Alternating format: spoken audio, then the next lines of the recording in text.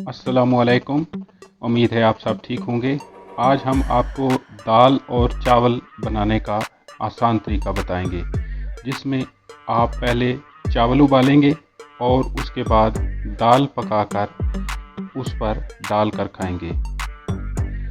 तो दाल पकाने के लिए सबसे पहले आप एक देगचे में पानी गर्म कर लें और उसमें नमक और मिर्च डालकर उसको गर्म करें और फिर उसमें भिगोई हुई मसूर की दाल जो आपने कुछ देर पहले भिगो लेनी है, और उस भिगोई हुई मसूर की दाल को उस देगचे में, उस पानी में, गर्म पानी में डाल लेनी है।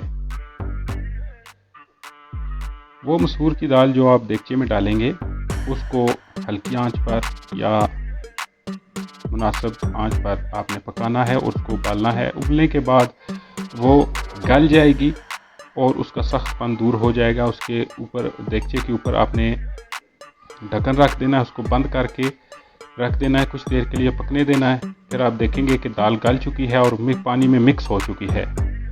आम जुबान में उसे कहते हैं कि वो रल चुकी है। अब आपने एक फ्राई पैन में कुछ कुकिंग ऑयल डालना है और उसमें लहसुन डालकर उसको गर्म कर लेना है, और उसके बाद कुछ गरम मसाला डाल लेना है और कुछ मेथी, ताकि खुशबू हो जाए, मेथी भी डाल लेनी है। इन तीन चीज़ों को कुकिंग ऑयल में डालकर गर्म करना है और इतनी देर तक गर्म करना है कि वो सुर्ख हो जाए। जब वो सुर्ख हो जाए तो उसको तेल समेत दाल में डाल लेना है और ढक देना है। कुछ देर के लिए ढक देना है और फिर कुछ देर के बाद उसको आपने मिक्स कर लेना है। उबले हुए चावल आपने